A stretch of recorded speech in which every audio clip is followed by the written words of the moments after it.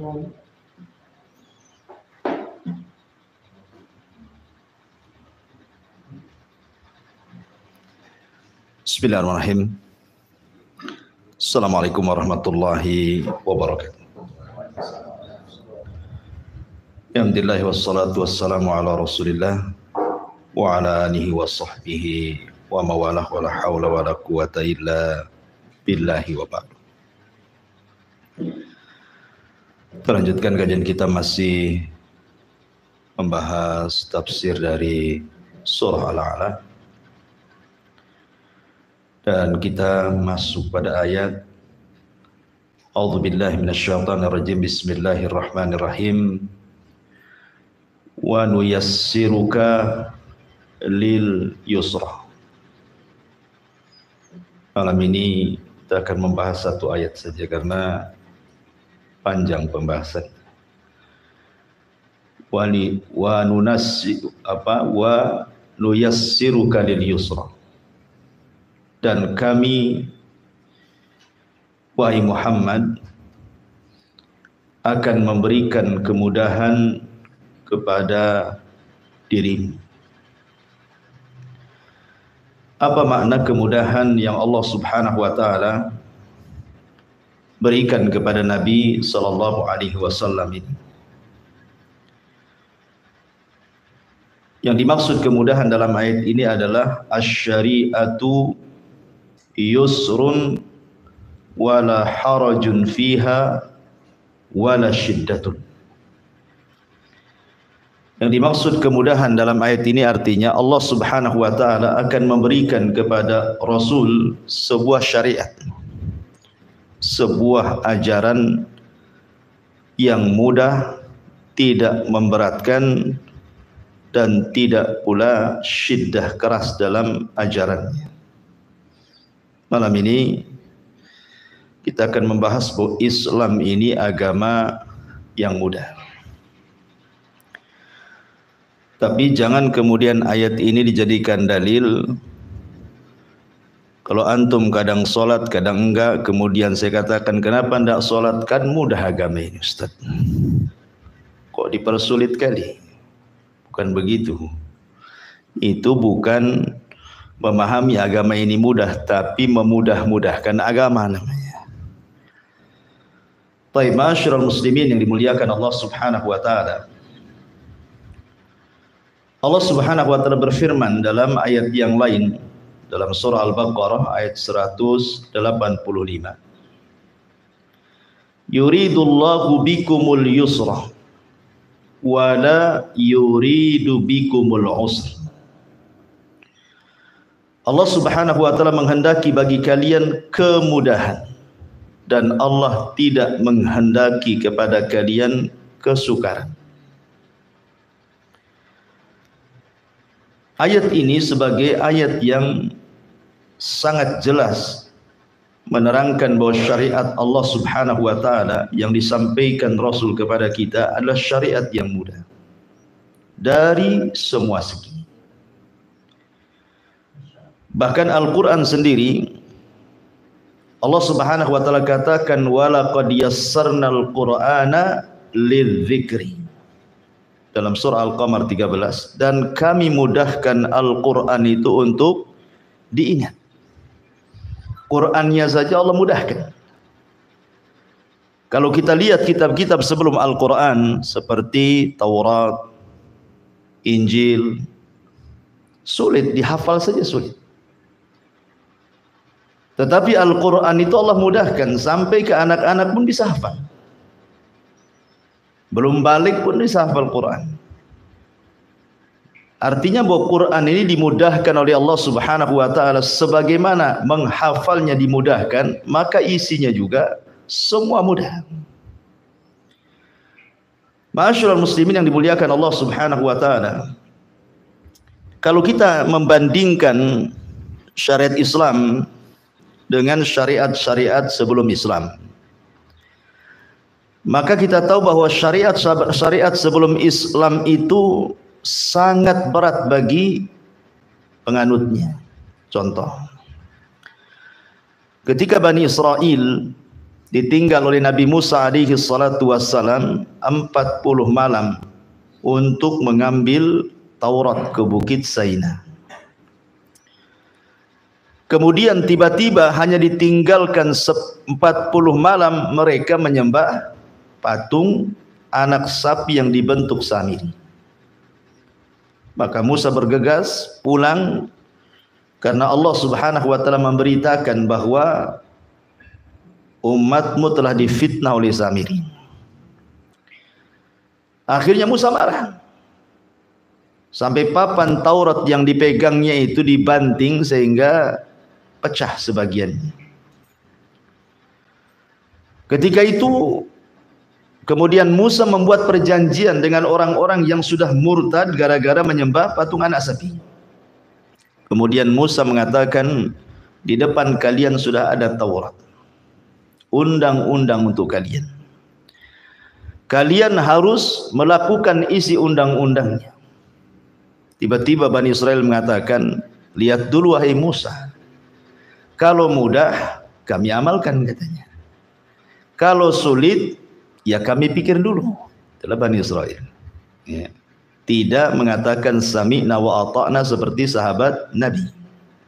Mereka mengatakan sami'na wa asaina, kami mendengar tapi setelah itu kami maksiat. Akhirnya kemudian Nabi Musa alaihi salatu wassalam berdoa kepada Allah Subhanahu wa taala, bukit Tur itu diangkat. Wa rafa'na fawqakumut Tur, kami angkat bukit Tur di atas kepala mereka. Kemudian Musa meminta pilihan kepada mereka, mau dibanting bukit kalian akan binasa atau mau ikut Taurat. Akhirnya mereka pun mengatakan kami ikut Taurat. Kalau ikut Taurat, cara tobat kalian, kalian harus saling membunuh. Ini kan perkara sulit tuh. Tobat mati, tak tobat mati. Sama-sama mati kan gitu ya. Tidak tobat mati kena banting bukit. Tobat pun mati juga karena harus bunuh-bunuhan. Ini kan berat ini.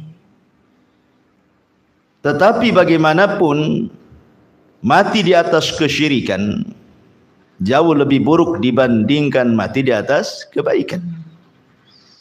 Akhirnya mereka memilih saling membunuh di antara mereka. Makanya Allah Subhanahu wa taala mengatakan dalam Al-Baqarah 54, fatubu ila bari'ikum faqtulu anfusakum dzalikum khairul lakum inda bari'ikum. Tobatlah kalian kepada Rabb kalian, bunuhlah diri-diri kalian karena itu lebih baik bagi kalian di sisi Rabb kalian. Karena kalau bicara soal bunuh-membunuh, itu kan ada 4 macam. Ada yang membunuh dan yang dibunuh masuk surga. Ada yang dibunuh dan yang membunuh masuk neraka. Ada yang dibunuh masuk surga, yang bunuh masuk neraka. Ada yang sebaliknya. Contohnya apa? Contohnya seperti di sini. Ini kan bunuh-bunuhan ini. Yang satu bawa pisau, yang satu bawa pisau, kemudian tusuk-tusukan. Dua-duanya mati. Tapi dua-duanya masuk surga. Kenapa? Karena begitulah syarat tobatnya. Sama dengan kejadian peperangan di antara para sahabat. Antara kubu Ali dengan Muawiyah ketika terjadi fitnah yang disebut dalam sejarah perang Siffin. Mulai dari perang Jamal kemudian terjadi perang Siffin. Bunuh-bunuhan. Tentu peperangan kedua kubu dari sahabat Rasul itu kita katakan ala ijtihad, di atas ijtihad. Muawiyah tidak mau berbaiat kepada Ali karena punya ijtihad. Ali memaksa Muawiyah baiat kepada dia pun karena ijtihad dia. Seorang mujtahid apabila berijtihad salah dapat pahala 1. Kalau benar dapat pahala 2, kan begitu. Sehingga terjadi peperangan Siffin, yang sini sahabat banyak yang mati, di kubu ini sahabat banyak yang mati, dua-duanya masuk surga. Ini namanya al-qatil wal maqtulu fil jannah. Yang membunuh dan yang dibunuh masuk surga. Yang kedua, al-qatil wal maqtulu finnar. Yang membunuh dan yang dibunuh dua-duanya masuk neraka. Ya. Seperti sabda Nabi sallallahu alaihi wasallam, al-qatilu wal maqtulu finnar. Kata Nabi sallallahu alaihi wasallam, orang yang membunuh dan yang dibunuh dua-duanya masuk neraka. Kata sahabat Rasul, kalau yang membunuh masuk neraka wajar. Lah yang dibunuh masuk neraka ini gimana ceritanya? Maka Rasul mengatakan, ya, karena sebenarnya dia itu harisan ala qatli. Kalau dia tidak dibunuh, dia memang semangat untuk membunuh. Apes saja dia yang dibunuh. Gitu. Jadi dua-duanya memang ingin saling bunuh, kan begitu.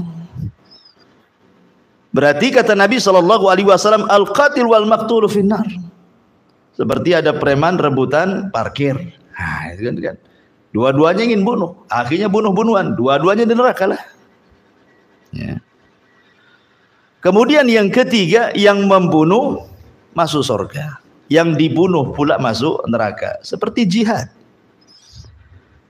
Seorang pasukan kaum muslimin melawan pasukan orang kafir.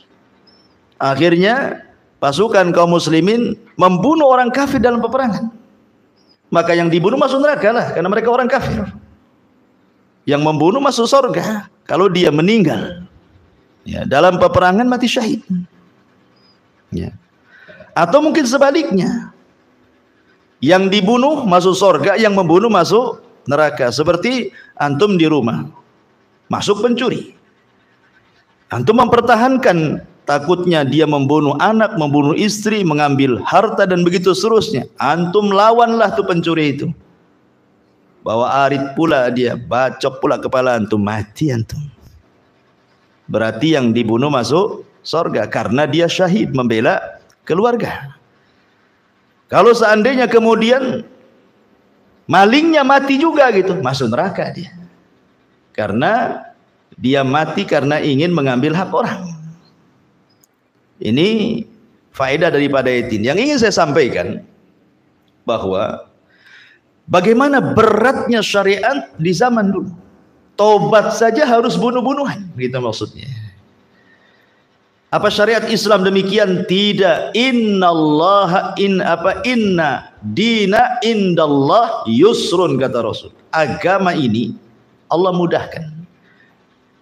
Kalau seseorang kemudian murtad, naudzubillah, keluar dari Islam, kemudian dia bertobat, diterima tobatnya. Jadi Islam itu sangat memudahkan sekali. Ini contoh yang kita lihat dari umat-umat sebelum kita, atau contoh dahulu, harta-harta rampasan perang di zaman dulu itu tidak boleh dimanfaatkan. Ya, dapat harta rampasan perang, habis perang ya dibuang begitu saja.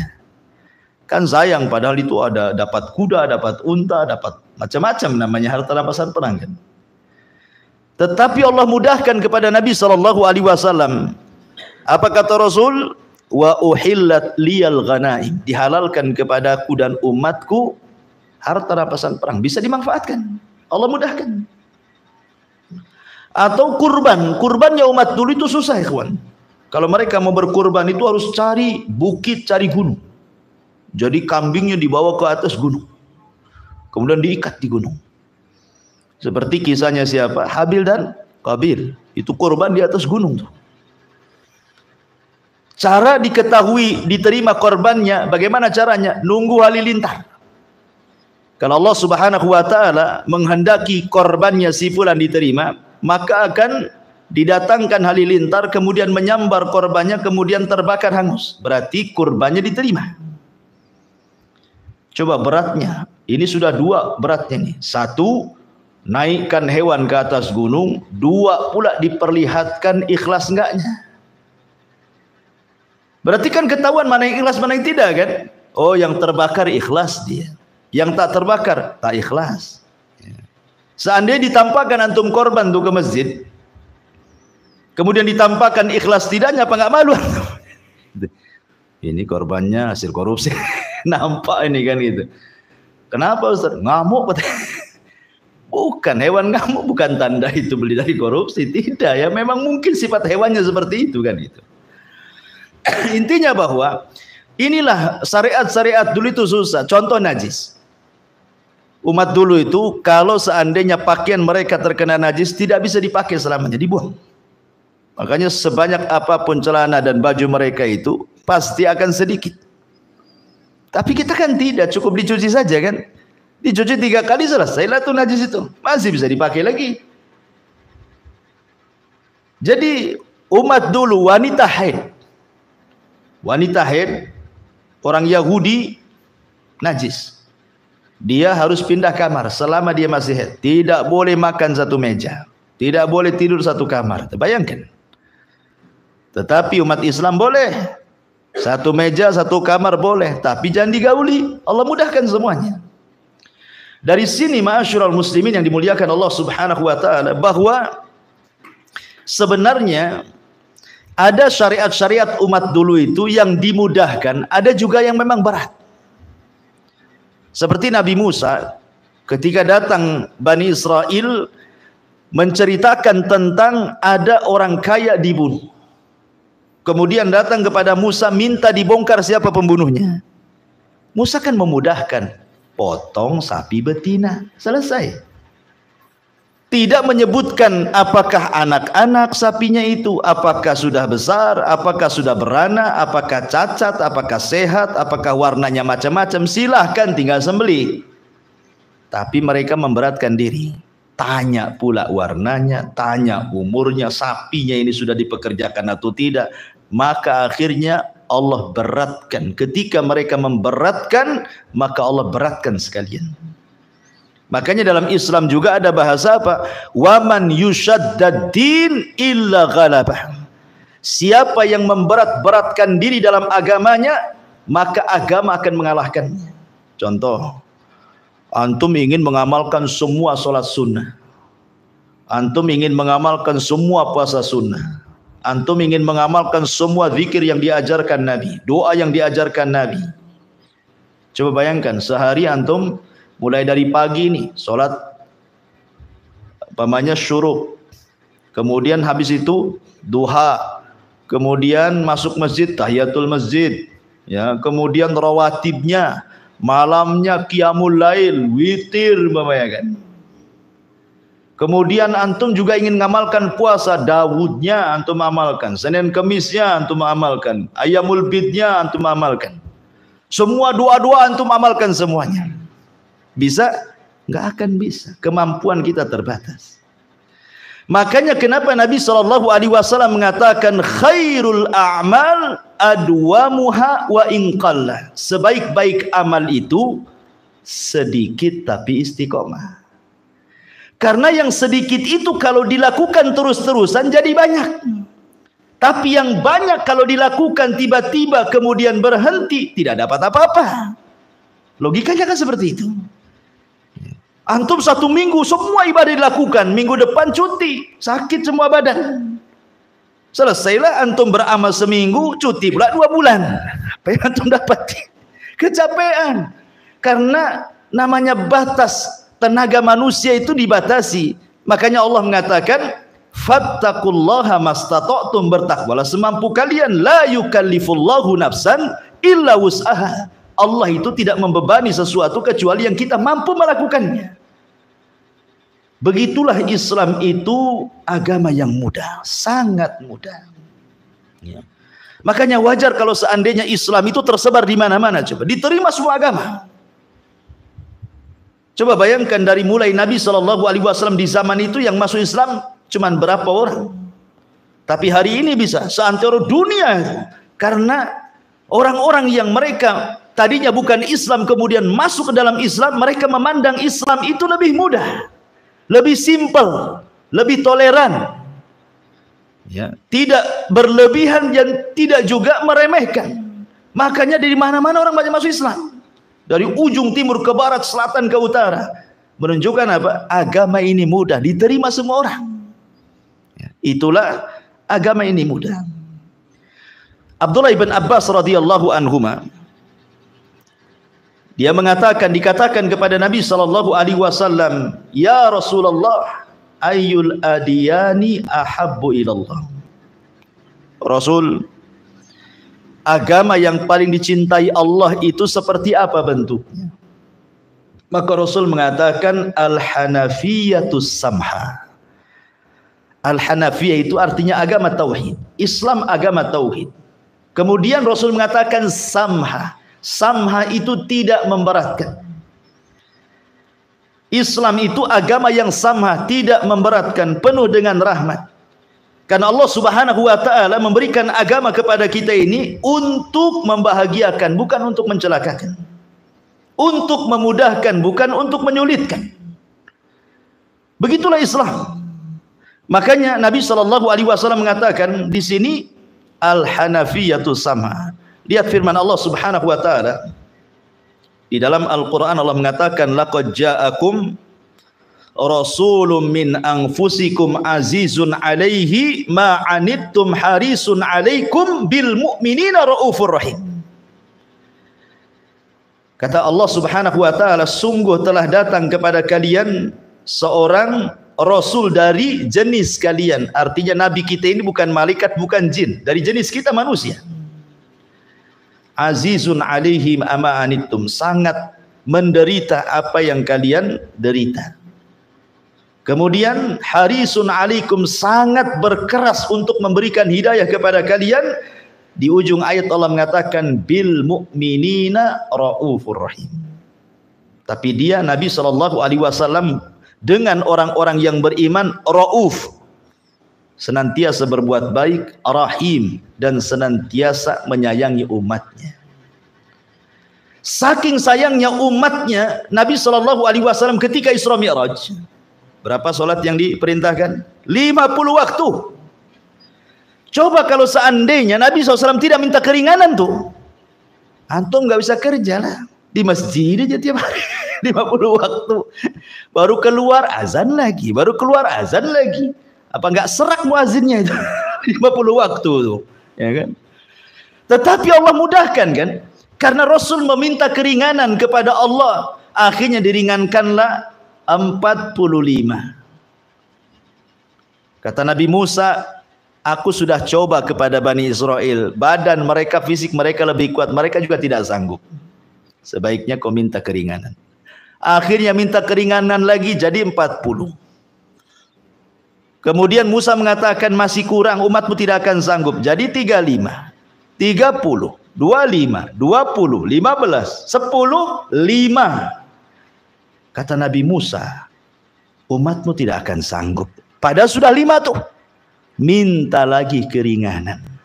Tapi apa jawaban Rasul? Fastahyaitu Rabbi. Nggak bisa, aku malu menghadap Rabbku. Seandainya Rasul naik lagi yang 5 itu, kan kurangnya 55 tuh.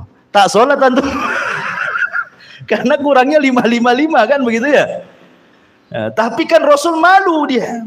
Makanya dari sini, dari 50 waktu menjadi 5 ini, bentuk rahmatnya Rasul, bahwa ajaran yang dibawanya itu penuh dengan kemudahan, tidak mau mempersulit umatnya. Ya.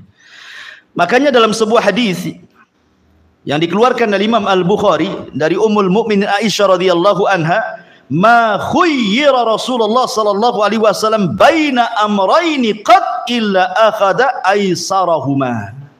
Tidaklah Rasul dipilihkan 2 perkara untuk dilakukan, maka Rasul pasti memilih yang mudah baginya. Dia tidak akan memilih yang sulit. Selama ada yang mudah, ngapain cari yang sulit? Begitulah watak Nabi sallallahu alaihi wasallam.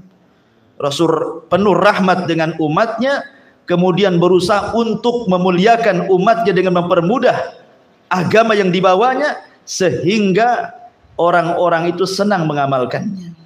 Makanya disebutkan dalam sebuah hadis dari Adirah ibn Urwah radhiyallahu an, dia mengatakan kunna nantadhiru an-nabiy sallallahu alaihi wasallam fa kharaja yaqtu ra'sahu min wudu'in aw ghaslin fa shalla falamma qada as-shalah ja'ala an-nas yas'alunahu. "Ya Rasulullah, a'alaina harajun fi kada?" Faqala an-nabiy sallallahu alaihi wasallam, "Ayyuhan nas, la, inna ad-dina indallahi yusrun. Inna ad-dina indallahi yusrun. Inna ad-dina indallahi yusrun." 3 kali Rasul mengatakan. Dia mengatakan kami duduk bersama Nabi sallallahu alaihi wasallam. Kemudian Rasul pergi, kemudian kami tunggu lagi beliau menunggu waktu sholat. Tiba-tiba beliau datang, rambutnya penuh dengan air, boleh jadi dia wudu ataupun dia mandi. Kemudian setelah Nabi SAW sholat, semua sahabat mendekati Nabi. Kemudian bertanya soal perkara apakah kami juga harus melakukan ini dan itu. Kata Nabi SAW, tidak. Kalian beda dengan diriku. Agama ini mudah, agama ini mudah, agama ini mudah. Makanya ada perkara-perkara bagi Nabi SAW dilakukan, tetapi Rasul tidak mau umatnya ikut melakukan. Contoh apa? Puasa wisol. Puasa wisol itu dari sahur ke sahur. Ya, jadi bukannya sahur, sahurnya sahur. Jadi itu namanya wisol, dari sahur ke sahur. Jadi adalah sahabat yang mau niru-niru Nabi puasa wisol, akhirnya sampai pingsan kelaparan, nahan lapar. Maka Nabi SAW, jangan ikuti aku, kata Rasul, karena Allah memberi makan dan minum kepadaku. Lah kalian siapa yang kasih makan? Allah yang berikan kekenyangan kepadaku. Makanya puasa wisol khusus bagi Nabi, karena Nabi SAW tidak mau memberatkan. Sampai-sampai ketika sholat tarawih pertama, ya kan, hari pertama semua sahabat kumpul di masjid. Hari pertama tuh senang. Hari kedua membeludak. Hari ketiga nggak muat Masjid Nabawi. Hari keempat tak datang pula Nabi. Ditunggu hari kelima tak datang. Hari keenam tak datang. Akhirnya sahabat sholat sendiri. Ketika Nabi SAW tidak datang, sahabat bertanya, kenapa? Maka Nabi SAW, kalau aku lakukan seperti ini, sholat tarawih berjamaah sampai 1 bulan, nanti turun wahyu mewajibkan, kalian tidak akan sanggup. Lihat. Makanya sholat tarawih tidak wajib. Sempat Rasul melakukan sebulan, turun wahyu wajib, habis lagi. Wajib sholat tarawih 5 waktu saja, kadang malas kan itu, apalagi sholat malam diwajibkan. Gimana ceritanya? Makanya Rasul sayang dengan umatnya. Agama ini mudah bagi umatnya. Ya. Ma'asyiral muslimin yang dimuliakan Allah Subhanahu wa taala. Contoh yang lainnya, Mu'adz radhiyallahu an salat bersama Nabi sallallahu alaihi wasallam, salat Isya. Kemudian pulang ke kaumnya. Kaumnya belum salat Isya. Akhirnya kemudian kaumnya mengatakan, "Ya Mu'adz, jadilah imam bagi kami." Akhirnya Mu'adz pun menjadi imam bagi kaumnya, padahal sudah salat dia. Artinya yang pertama wajib, yang kedua sedekah, sunnah hukumnya. Karena nggak mungkin sholat isya 2 kali kan gitu. Berarti yang pertama wajib, yang kedua sunnah. Ya. Mu'adz pula kemudian memanjangkan bacaannya, Al-Baqarah dihabiskan. Adalah satu orang yang tak tahan, keluar dia. Dia menyelesaikan sholat sendirian, kemudian pergi. Selesai sholat, maka kemudian dikatakan kepada Mu'adz, si fulan keluar dari sholat. Apa kata Mu'adz? Munafik dia, katanya. Langsung diponis munafik. Akhirnya kemudian dilaporkan kepada Nabi SAW. Yang dimarahi siapa? Mu'adz yang dimarahi. Kata Mu'adz, kata Nabi SAW, "Ya Mu'adz, afattanu anta ya Mu'adz, kau membuat fitnah ya?" Ya. Kemudian iqra bikada. Iqra bikada. Apakah engkau akan membuat fitnah bagi manusia? Bacalah surat ini dan itu. Dalam riwayat, bacalah sabbihisma rabbikal a'la wal laili idza yaghsha, atau surat wadduha. Ngapain Al-Baqarah pula antum? Gitu coba. Jangan mentang-mentang baru pulang liburan di pesantren, kemudian di perumahannya ada musola, ada masjid, suruh jadi imam, hantam pula Al-Baqarah. Masalah ikhwan. Makanya dalam riwayat yang lain ada juga kasusnya seperti Mu'adz. Datang ke telinga Rasul, naik mimbar Nabi, marah-marah dan mengatakan, "Ayyuhan nas, inna minkum munaffirin, inna minkum munaffirin." Hei manusia, ada di antara kalian yang membuat orang lari, ada di antara kalian yang membuat orang lari. Jangan. Ya, sampai-sampai kata Rasulullah, basyiru wala tunaffiru, yassiru wala tu'assiru. Kasih yang senang-senang, jangan kalian sulit. Ya. Kemudian jangan permudah, jangan pula kalian persulit, kata Rasul. Kasih yang senang, jangan kau buat lari. Ya. Kemudian kata Rasulullah, jangan pula kalian membuat lari manusia. Dari sini ma'asyiral muslimin yang dimuliakan Allah Azza wa Jalla, bagaimana Rasul ingin menjelaskan bahwa Islam ini agama mudah, itu intinya. Mudah, dalam hal apapun Islam ini mudah. Ya. Saya akan sebutkan beberapa riwayat menunjukkan bahwa agama ini mudah. Ma'asyiral muslimin yang dimuliakan Allah Subhanahu wa taala. Sampai-sampai sebelum saya katakan beberapa riwayat ini, dikatakan oleh Ali bin Abi Thalib radhiyallahu anhu, walaupun ada sebagian ulama mengatakan sanadnya lemah. Ali mengatakan, ala ukhbirukum bil faqih, maukah aku habarkan kepada kalian siapa orang cerdas itu? Antum harus paham siapa orang cerdas ini.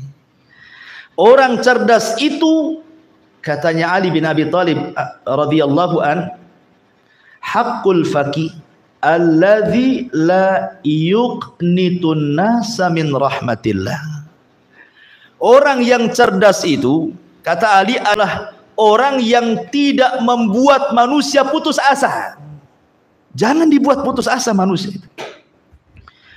Dan ini selaras dengan perkataan salaf, diantaranya Sufyan Ats-Tsauri rahimahullahu taala mengatakan, dan juga ulama yang lainnya, al-faqihu alladhi yurakhisun nasa wa tashdid kullu insanin yuhsinu. Indah sekali kata-kata Sufyan Ats-Tsauri ini. Apa kata Sufyan Ats-Tsauri? Dia mengatakan orang cerdas itu adalah orang yang senantiasa mencari rukhsah, keringanan-keringanan kepada manusia.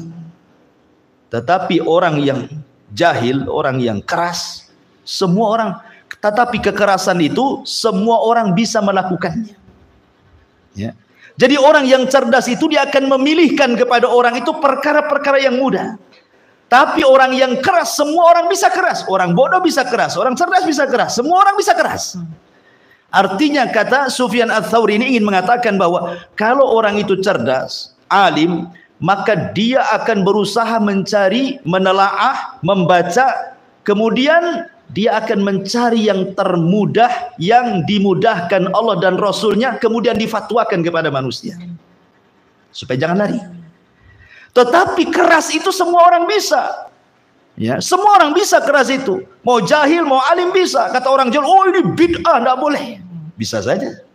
Gitu kan. Oh ini haram, tidak boleh, ini makruh. Oh semua orang bisa ngomong. Kalau keras itu semua orang bisa ngomong, ikhwan. Ya. Tapi orang cerdas, dia tidak asal bicara. Dia tidak mungkin bicara. Dia akan memilih kata, memilih fatwa, memilih istimbat dalil untuk memudahkan manusia. Dan kita lihat dalam fakta kenyataan di lapangan kan. Ya. Kalau orang baru ngaji, ikhwan, wow, naudzubillah kerasnya. Kerasnya itu lebih-lebih dari ustadznya itu. Baru tahu satu hukum bid'ah, semua dibid'ahkan. Ya. Contoh mamanya masalah kunut subuh saja. Oh kunut subuh bid'ah, semua orang dibid'ah-bid'ahkan. Nah ini nggak benar nih, bid'ah, ini semua bid'ah. Akhirnya apa? Dia tidak mau sholat di masjid. Kenapa? Ngapain sholat subuh pakai kunut? Akhirnya nggak ke masjid, sholat di rumah sendiri. Kan gimana ceritanya? Masalah kunut ini masalah khilafiyah. Karena hadisnya Imam Syafi'i mensahihkan, makanya dalam mazhab Syafi'i dibolehkan kan itu ya. Bagi mazhab Ahmad mungkin dilemahkan, makanya dibid'ahkan kan itu. Ini masalah tashih dan tad'if hadis. Ini soal hadis ini sahih dan ada yang melemahkan hadis, itu saja sebenarnya. Ini perkaranya mudah sebenarnya. Bagi antum yang mensahihkan silahkan kunut kan itu. Bagi yang kunut mengatakan kepada yang tidak kunut, bagi anda mendhaifkan kunut, terserah anda tidak kunut. Tapi jangan pula sholat di rumah. Yang lebih parah lagi tak sholat. Alasannya apa? Pakai kunut, ngapain saya sholat di sana? Wah itulah orang keras deh, kawan. Akhirnya begitu. Ya, kalau keras dan istiqomah, ya bagus. Ini keras enggak. Jadi ma'asyiral muslimin, betul kata Sufyan Ats-Tsauri, orang cerdas itu dia akan memilihkan perkara mudah untuk manusia dan tidak membuat manusia itu lari dari rahmat Allah. Kata Ali radhiyallahu anhu, tapi keras itu semua orang bisa mengucapkannya. Ya. Ma'asyiral muslimin yang dimuliakan Allah Subhanahu wa taala, Aisyah radhiyallahu anha bercerita, suatu ketika Nabi sallallahu alaihi wasallam datang pada giliran Aisyah radhiyallahu anha. Ketika itu ada tamu di rumah Aisyah, itu seorang wanita ahli ibadah, wanita ini. Kemudian setelah itu wanita ini pergi. Kemudian Aisyah bercerita, ya Rasulullah, aku kagum dengan wanita itu. Kenapa? Dia siangnya sawaman, ahli puasa, dan malamnya qawaman, ahli sholat malam, dan dia tidak pernah meninggalkan zikir, baca Quran, semua ibadah dilakukan. Lihat apa kata Nabi. Apakah Nabi kemudian mendukung, senang begitu kan? Kata Nabi sallallahu alaihi wasallam, "Mah, ada apa ini? Alaikum bima tutiqun, fa wallahi la yamallu Allahu hatta tamallu." Ini kaidah. Rasul mengatakan, harusnya kalian beribadah sesuai dengan kemampuan kalian, jangan dipaksakan. Karena kalian itu ada saatnya bosan, sementara Allah tidak akan pernah bosan. Kalian tuh ada saatnya bosan. Ngaji saja kan ada futurnya, kan ada saatnya bosan kan. Ah, malas nengok Abu Meron, dia saja kan. Bosan, ya kan. Sekali-kali nggak apa-apa lah. Jadi kadang-kadang kan bosan. Kita yang bosan beribadah, Allah nggak bosan menerima ibadah. Makanya saya katakan dari awal tadi bahwa sebaik-baik amalan itu sedikit tapi istiqomah. Kalau sedikit itu bisa istiqomah, ikhwan. Karena Allah itu tidak akan bosan dengan kita, kita yang bosan beribadah. Sebab kalau kita kemudian memaksakan diri ibadah dengan setumpuk ibadah, lama-lama kecapean, bosan sendiri. Sementara Allah tak bosan. Maka Nabi SAW ingin katakan, ya ayyuhan nas, dalam riwayat yang lain, khudhu minal a'mali ma tutikun.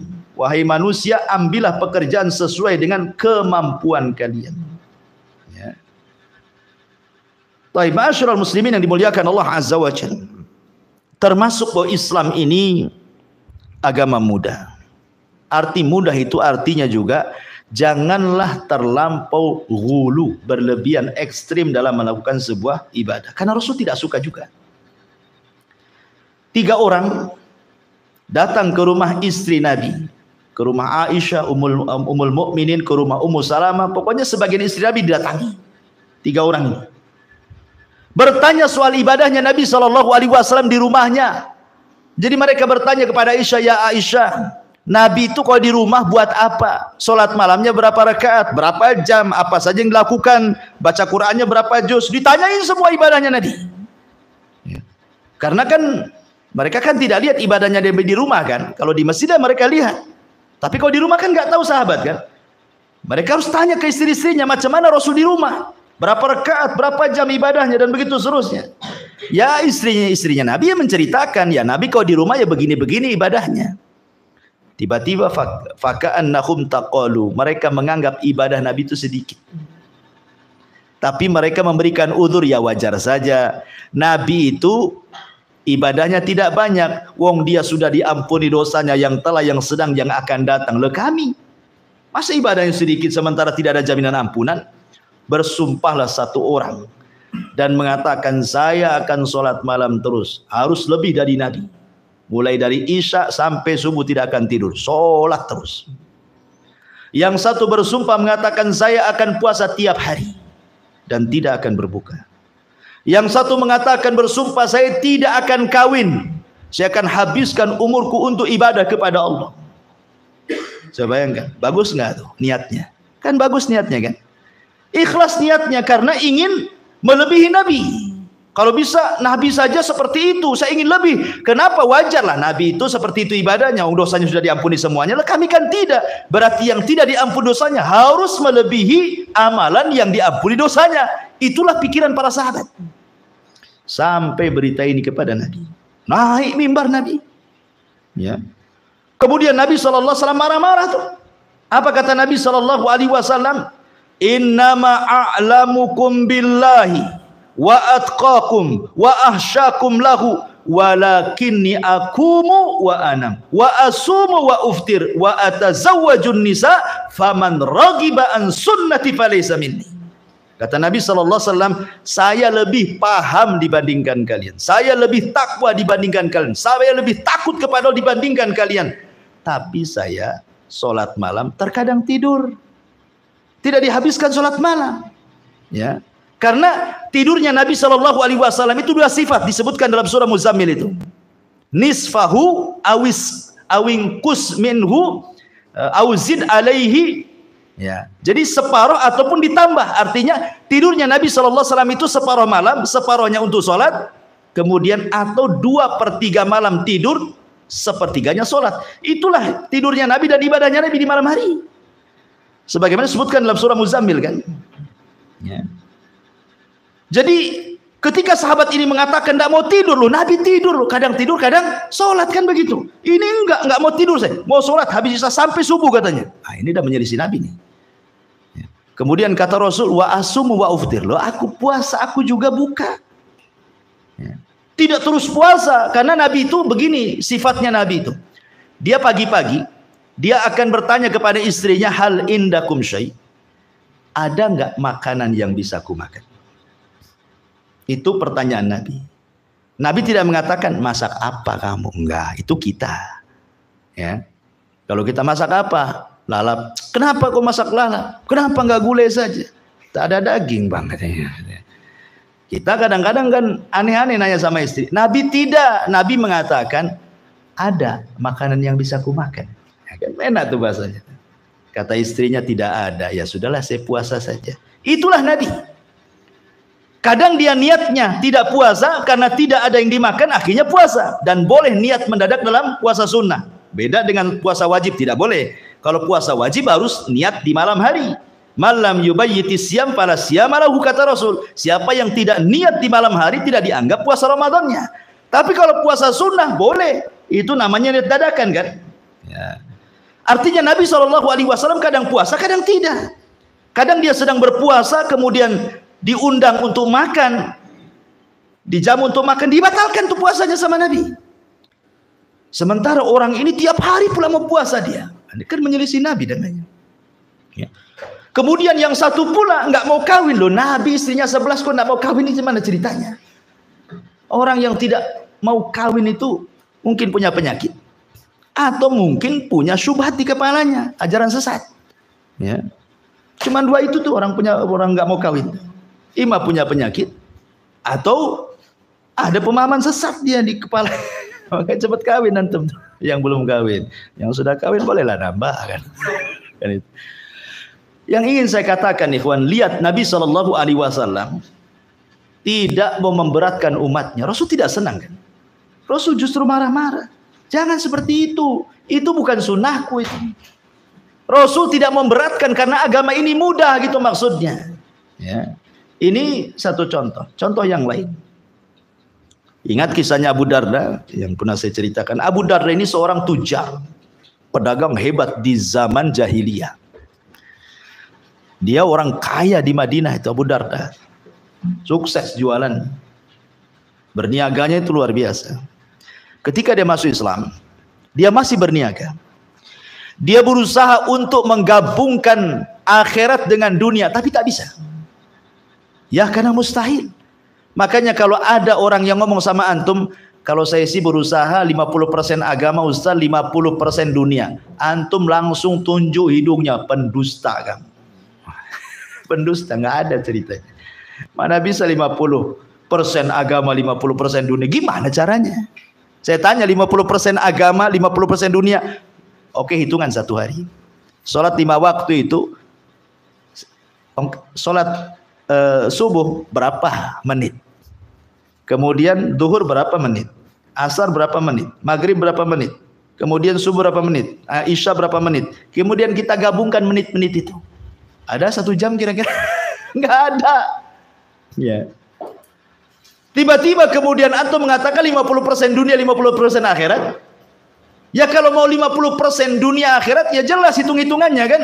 Umpamanya dari pagi sampai asar antum sholat, ibadah, zikir semuanya kan. Nanti habis asar antum baru bukalah itu kios-kios toko-toko tuh. Ah itu benar tuh.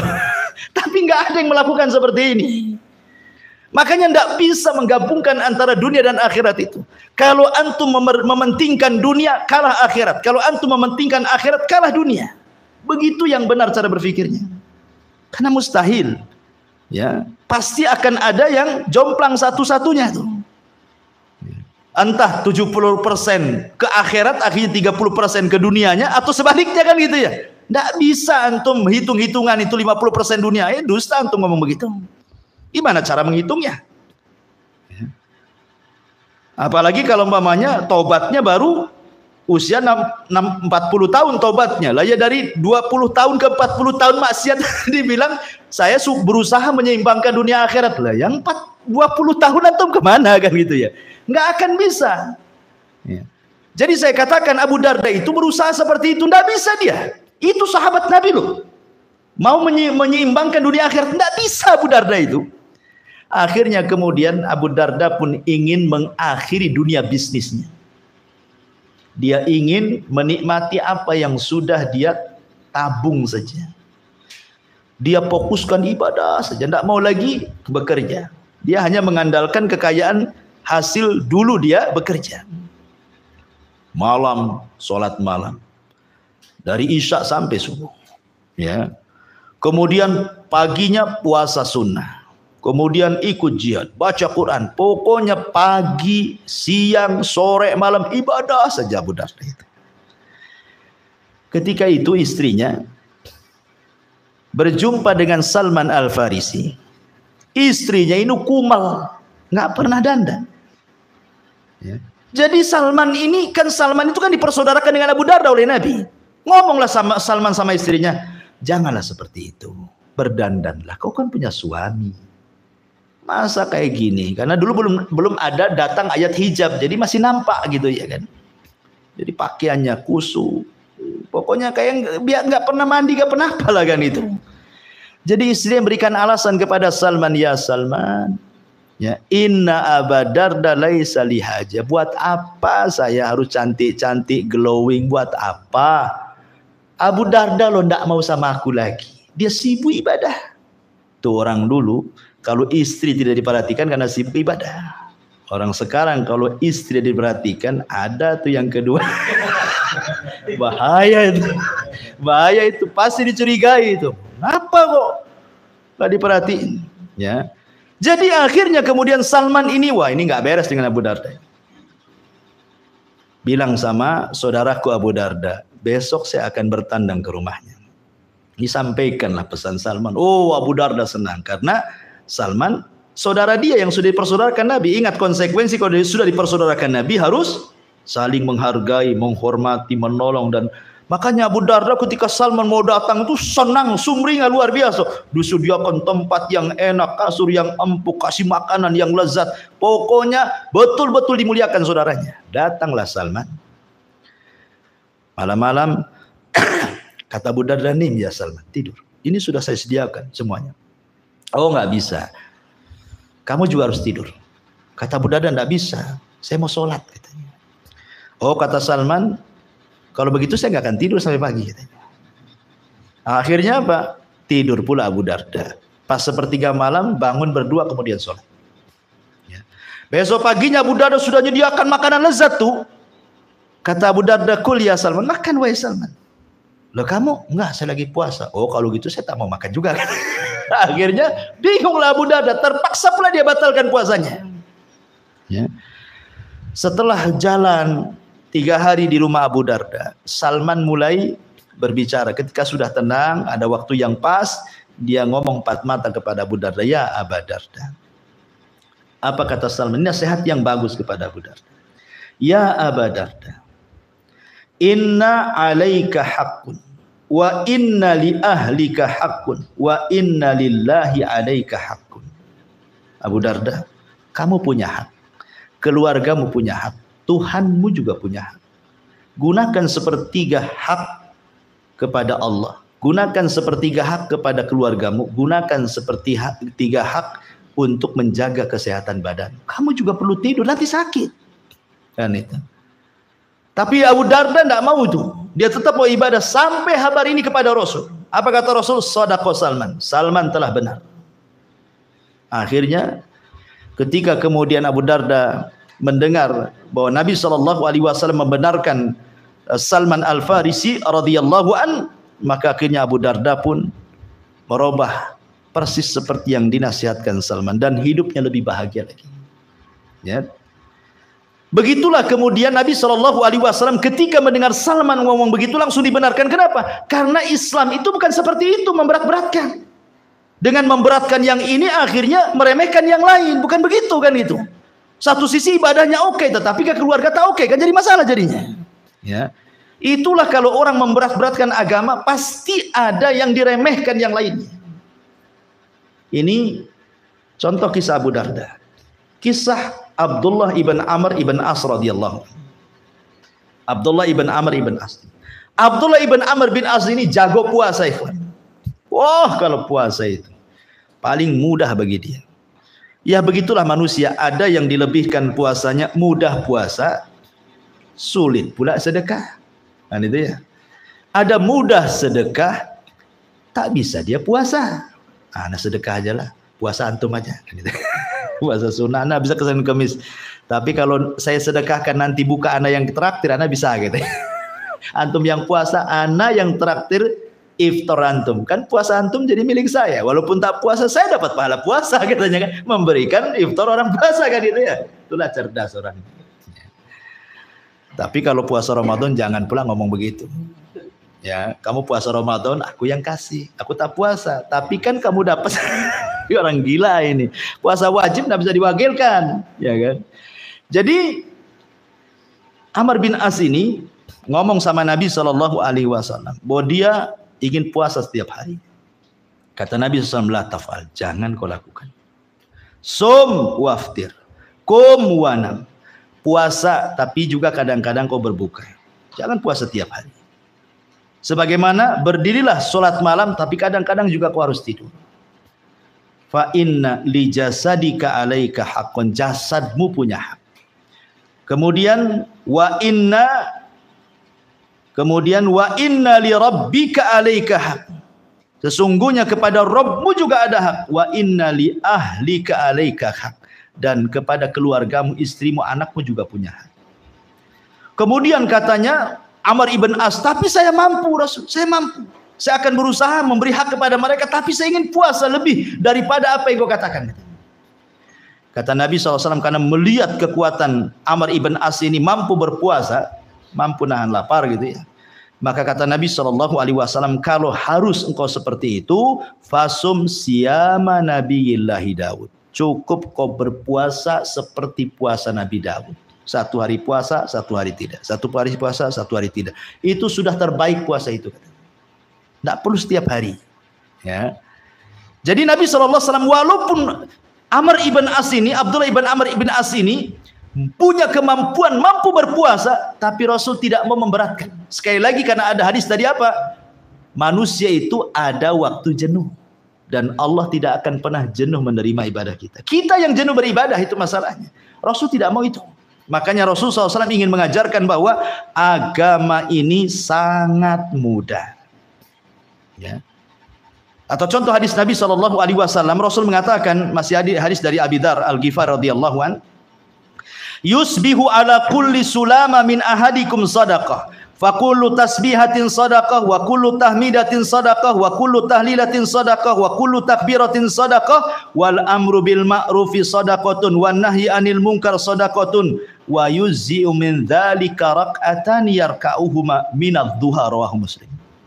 Kata Rasul, setiap persendian anak Adam itu setiap pagi wajib mengeluarkan sedekah. Setiap tasbih sedekah. Setiap tahmid sedekah. Setiap tahlil ucapan la ilaha illallah sedekah. Setiap takbir ucapan Allahu Akbar sedekah. Mengajak orang kepada kebaikan sedekah. Mencegah manusia dari kemungkaran sedekah. Tapi antum tidak perlu melakukannya, kata Rasul. Cukup 2 rakaat duha mewakili semuanya. Kan enak tuh. Kalau antum kemudian bertasbih tiap pagi, takbir, tahlil, ngajak orang, ngelarang orang, kan agak berat. Tapi Rasul tidak perlu antum lakukan. Antum cukup 2 rakaat, 2 sudah mewakili itu semua katanya. Islam mudah. Ya. Makanya kalau kita lihat secara umum syarat Islamnya, saya belum cerita ibadah, kita cerita di luar ibadah dulu. Contoh umpamanya dalam masalah khitbah. Dalam masalah khitbah, kita boleh kalau ada orang ingin menikah, dijodohkan, otomatis kan harus memandang. Memandang apa? Memandang wajah. Ya kan?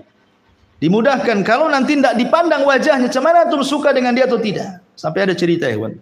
Anak punya kawan waktu dia aman belajar. Ya, dia orang Kalimantan. Orang Kalimantan. Cerita, dulunya dia gabung di kelompok anulah, nggak perlu saya sebutkan. Jadi cerita gini, ngomong sama saya. Ada cerita katanya. Ceritanya gimana? Dia punya kawan. Kawannya ini ya orang soleh lah. Orang soleh. Dia ngomong sama seorang ustadz di kelompok itu. Carikan jodoh yang hafal Quran. Kan bagus tuh. Carikan jodoh saya seorang wanita yang hafal Quran. Dicarikanlah sama ustadznya. Carikan sama ustadznya. Ya. Sebelum ustadz ini mencarikan, ustadz tanya dulu. Kira-kira kriterianya seperti apa? Ya. Kriterianya seperti apa? Oke, kamu sudah mengatakan cari yang hafal Quran. Tapi saya ingin tahu kriterianya. Kamu yang tinggi, yang pendek, yang putih, yang hitam. Yang mata lah gimana? Kata orang ini, enggak lah. Yang penting hafal Quran. Soal penampilan saya nggak peduli, yang penting hafal Quran.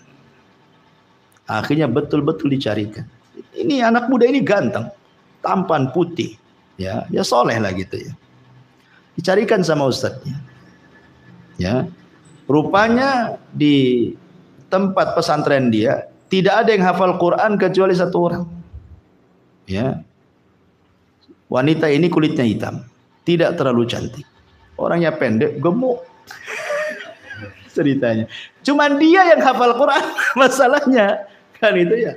Jelek orangnya. Ya maksudnya pandangan kita ya, semua makhluk itu tidak ada yang jelek. Ya, Allah menciptakan manusia itu fi ahsani taqwim. Tapi kan kita ini punya fitrah bisa memandang mana yang cantik, mana yang jelek kan gitu. Ya. Jadi akhirnya karena kan pakai cadar juga nggak tahu kan. Nah, kemudian ketika akad nikah, kan perempuannya di dalam tabir. Jadi dia hanya akad nikah dengan walinya. Ya. Aku nikahkan kau dengan mahar sekian tunai. Ku terima tunai. Sah. Selesai. Kalau gitu ambil istrimu. Dia aja istrinya ke kamar. Sudah dibuka tuh menjerit dia keluar. Kabur katanya. Enggak sesuai dengan kriterianya. Coba subhanallah. Akhirnya apa? Dia kan mengatakan ingin hafal Quran, akhirnya membenci agamanya kan. Harusnya soal agama itu pertama dibelakangkan dulu pertanyaannya. Ya kan?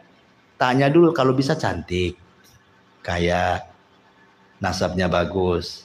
Ini yang terakhir nih, kalau bisa yang hafal Quran. Kata ustadznya kalau 4-4-nya ada, saya lah duluan katanya. Nggak perlu antum. Maksudnya gini, itulah penting supaya ketika kita tidak cocok, nggak disalahkan agamanya. Ini kan disalahkan agamanya jadinya kan, karena antum bicara tentang hafal Quran. Berarti orang yang hafal Quran akhirnya kan. Artinya harus dibelakangkan pertanyaan itu supaya ketika tidak suka, kenapa? Kan saya sudah ngomong minta yang cantik, kenapa kok kasih yang tidak cantik? Berarti persoalannya karena cantik kan. Ketika sudah dikasihkan yang hafal Quran, larikan yang nggak cantik, lah itu sudah salah dari awal dia. Jadi yang dicela agamanya. Islam itu mudah, nggak seperti itu. Makanya kan ada khitbah, nengok mukanya seperti apa kalau dia pakai cadar. Ya, boleh juga buka rambutnya. Takut-takut botak nanti. Ya.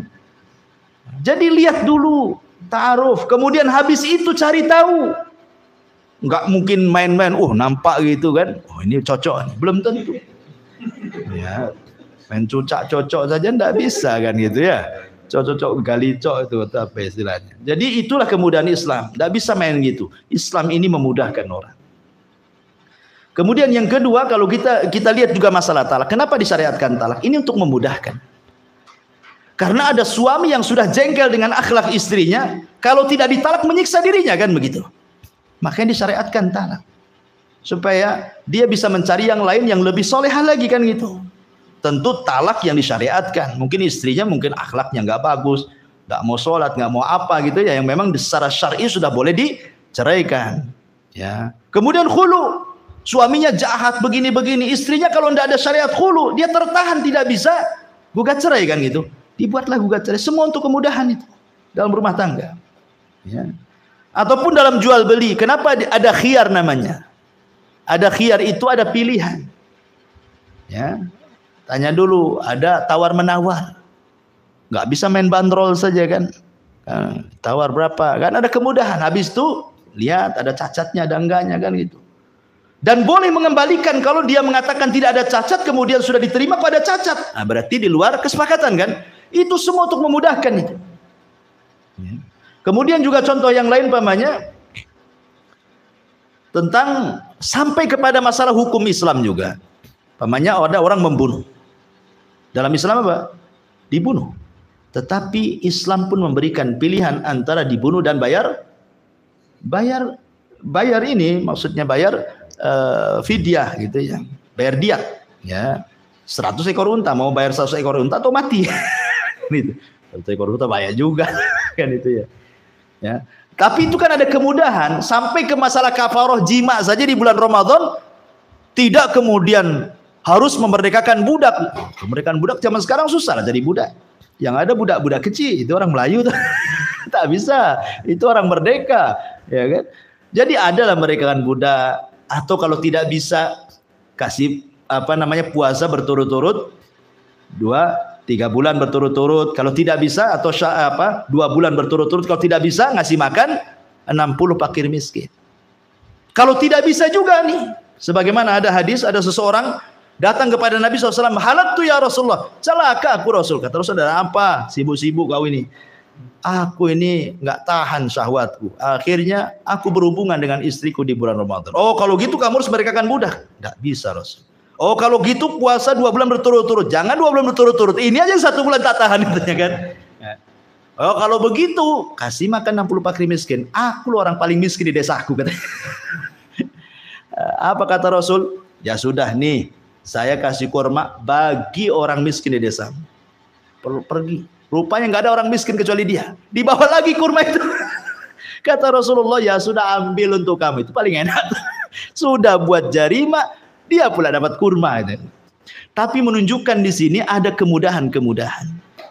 Ya, ketika Rasul sedang bermajlis seperti ini, ada seorang wanita mengatakan, ya Rasulullah, ya, tolong jadikan aku istrimu. Rasul tidak mau. Dan hanya Rasul yang boleh menerima hibahnya seorang wanita tanpa menikah. Ya, ingat, kalau kita harus menikah. Tapi kalau ada wanita menghibahkan diri, hanya Rasul, itu khusus Nabi. Ya, selain Nabi tidak boleh. Jadi ada wanita menghibahkan diri, jadikan aku istrimu, jadikan aku istrimu, sampai 3 kali. Rasul tak mau. Karena tak mau, tidak ada balasan dari Rasul. Berdirilah seorang Ansor, ya Rasul, kalau engkau tidak berkehendak dengan wanita itu, nikahkan dia denganku. Kata Rasul, baik. Kalau begitu, apa yang bisa kau jadikan mahar? Cari harta yang bisa bermanfaat di rumahmu. Pulang dia ke rumah, dicari-cari, rupanya tak ada pula lah barang-barang yang bisa dibawa tuh. Kemudian dia datang kepada Rasul, tidak ada wahai Rasul, kecuali sarung yang kupakai. Kalau sarung ini kukasihkan, dia telanjang aku, katanya. Ya. Kata Nabi, pulang lagi, walau khatama min hadid, cari walaupun cincin dari besi. Cari dia, cincin besi pun tak punya. Padahal kalau ada kawat tinggal dilingkarkan aja, kan. Kan bisa itu, kan. Tak punya juga itu. Pusing dia mau kawin tak bermodal. Datang lagi pada Rasul, ya Rasul, cincin besi pun aku tak punya. Oh, kata Rasul, kam tahfadul Quran. Berapa kau hafal Quran? Oh, kalau itu aku hafal surat ini dan itu. Kata Rasul, uzawwijuka bima ma'aka minal Quran. Kunikahkan dengan dia dengan hafalan Al-Quran. Dimudahkan sama Nabi. Ini namanya nikah bonek, ya, bondo nekat. Nekat aja tidak punya ini kan, dia nikah kan. Tapi Rasul ingin mengatakan Islam ini mudah, itu intinya. Ya, jangan dipersulit. Ma'asyiral muslimin yang dimuliakan Allah Subhanahu wa taala. Baik. Abu Hurairah radhiyallahu an, kita masuk ke kaidah ya. Ini udah 9:30 ya. Oke, kita berhenti sampai 9:30 pas. Kita masuk ke kaidahnya ya. Banyak cerita tapi nanti nggak masuklah ke kaidahnya. Bicara tentang kemudahan Islam, sebab rukhsah kemudahan dalam Islam itu dalam bab ibadah ada 7. Kemudahan dalam Islam dalam bab ibadah itu ada 7. Yang pertama safar. Yang kedua al-marad, sakit. Yang ketiga al-ikrah, karena dipaksa. Yang keempat an-nisyan, karena lupa. Yang kelima al-jahlu, karena ketidaktahuan, jahil. Yang keenam al-usru wa umum bilwa, adanya kesulitan karena terlalu sering. Ya, kesulitannya itu tidak bisa dihindari. Kemudian yang terakhir an-naqsu, karena adanya sebuah kekurangan. Saya contohkan satu-satu. Safar. Kita lihat safar, orang sholat boleh qashar. Itu kan kemudahan. Orang safar boleh jama'. Itu kan kemudahan. Karena safar. Safar orang puasa boleh membatalkan kalau tidak sanggup. Itu kemudahan safar. Dan ini kemudahan Islam. Ya. Kemudian dia tidak menghadiri Jumat. Tidak wajib orang musafir hadir sholat Jumat. Tidak wajib bagi musafir ikut jamaah. Tidak wajib bagi musafir ikut sholat id. Ya. Tidak wajib bagi musafir untuk sholat sunnah rawatib. Tidak ada sholat rawatib bagi musafir itu. Kalau antum lagi safar tidak ada sholat rawatib. Ya, kecuali sholat rawatib 1 saja yang disyariatkan, 2 rakaat fajar. Adapun sholat-sholat yang lain disyariatkan, duha, witir, malam, itu kan bukan rawatib. Nah, itu boleh. Tapi rawatib Rasul tidak pernah melakukan di safar. Lihat, dikurangi itu sunnahnya. Itu menunjukkan kemudahan Islam disebabkan safar. Yang kedua, sakit. Orang sakit banyak kemudahannya. Paling banyak orang sakit itu. Semua ibadah dimudahkan bagi orang sakit itu. Ya, tidak bisa berdiri, duduk. Tak bisa duduk, baring ke lambung kanan. Tak bisa baring ke lambung kanan, ke lambung kiri tak bisa, terlentang. Ya, terlentang bisa digerakkan pakai gerakan isyarat tangan, tak bisa pakai kedipan mata, tak bisa juga karena tidak gerak, tapi akalnya masih ada, dibayangkan. Kan itu. Allah mudahkan semuanya. Ada alternatif orang sakit. Ya, puasa pun tidak wajib bagi orang sakit, tetapi diqadha kalau sembuh kan itu ya. Tidak wajib Jumat, tidak wajib jamaah, tidak wajib sholat id. Pokoknya banyak orang sakit tuh intinya. Kemudian yang ketiga al-ikrah, karena dipaksa. Oh, dipaksa seperti kasusnya Ammar ibn Yasir. Dia dipaksa mengucapkan kalimat-kalimat kufur karena mau dibunuh sama Abu Jahal. Paksa lah memuji Lata, mencaci maki Nabi. Mencaci maki Nabi kufur, ikhwan. Tapi Ammar terpaksa mengucapkan kalimat ini. Kata Nabi SAW, ya Ammar, kalau mereka menuntut mencaci maki aku, tambah cacian itu supaya kau selamat. Karena dipaksa kan.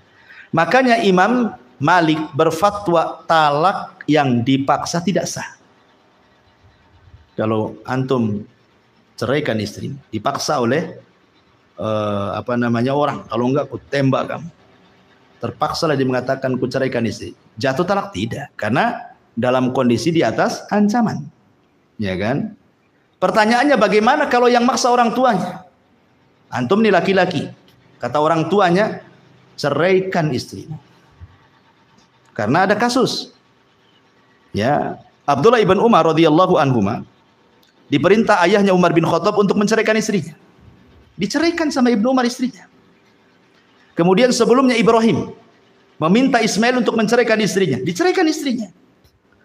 Sekarang bagaimana kalau seandainya seorang bapak meminta kepada anak laki-lakinya, ceraikan istrimu? Apa kata Ibnu Taimiyah? Boleh kalau bapakmu seperti Umar dan engkau seperti Abdullah bin Umar, katanya. Kalau bapakmu bajingan, ya tidak bisa lah. Karena itu Umar tahu maslahat anaknya karena dia sahabat, orang cerdas kan itu. Nggak bisa main orang tua yang ceraikan, anak mulun ceraikan, nggak bisa berdalil dengan ini. Makanya kata Ibnu Taimiyah, kalau bapakmu seperti Umar, kau seperti Abdullah ibnu Umar, boleh katanya. Jadi lihat maslahat. Karena orang tua di zaman sekarang ini pandangannya bukan agama, kadang-kadang masalah ekonomi kan itu ya. Dan begitu seterusnya. Ya. Kemudian yang nomor 4, nisyan, lupa. Ya, orang lupa itu wajar. Antum lagi puasa, makan 2 bakul. Habis selesai makan teringat, lagi puasa ini. Gimana? Teruskan puasa. Enak. Ya kan? Walaupun sudah 2 bakul tuh di perut tuh. Tapi kan dimudahkan, tidak batal puasanya. Sama-sama kemudian lupa suami istri lagi puasa, melakukan hubungan. Selesai melakukan, kita kan lagi puasa ini. Nggak apa-apa, tapi jangan pura-pura kan. Kan itu ya. Artinya bahwa kalau namanya lupa ya lupa lah kan begitu. Semua juga jadi boleh kalau lupa itu. Dan begitu seterusnya. Kemudian juga yang ke-5, jahal karena tidak tahu, karena tidak paham. Seperti seorang mu'alaf baru masuk Islam, kan dia belum paham banyak hukum-hukum Islam, ya kan? Ya mungkin banyak yang dilanggar, ya wajar, ilmu belum sampai kepada dia kan, karena kejahilan. Ya uzur dengan kejahilan, dan tapi dia harus terus belajar biar makin paham, ya. Ataupun pamannya al-usru wa umumul balwa. Seperti saya kata tadi, kesulitan yang sifatnya menyeluruh. Seperti pamannya kencing. Kencing itu najis. Tapi mengeluarkan air sperma itu tidak najis. Sperma itu tidak najis, air mani itu. Tapi kencing najis. Kenapa yang mengeluarkan najis tidak mandi, yang mengeluarkan yang tidak najis suruh mandi? Harusnya kan terbalik gitu ya. Harusnya kalau mengeluarkan najis dia yang mandi kan? Karena sperma mani itu tidak najis. Ya, kenapa? Karena ini kesulitan. Ya, karena kadang-kadang satu hari kita kencing berapa kali coba? Kalau 10 kali, tak jadikan mujairat tuh dalam air terus kan itu menggigil lah kan gitu. Tapi kan kalau berhubungan kan bisa lah dibatasi. Nah, kalau kencing siapa yang bisa membatasi? Nah, makanya ada kesulitan-kesulitan yang umum seperti nggak bisa dihindari ya nggak bisa. Ini pun termasuk rukhsah. Allah mudahkan. Nggak ada mandi orang kencing, cukup cuci saja najisnya. Ya. Kemudian an-nafsu, kekurangan akal. Seperti anak kecil kurang akal, ya kan? Orang gila kurang akal. Ya kalau orang gila nggak puasa nggak sholat, gimana gila? Nah, kalau antum nggak sholat ya antum orang gila, kan gitu ya. Jadi kalau ada kekurangan akal kurangnya wajar. Itulah namanya sebab keringanan. Dan di dalam syariat itu sifat daripada kemudahan kemudahan dalam ibadah itu. Yang pertama ada yang sifatnya takhfif tangkis.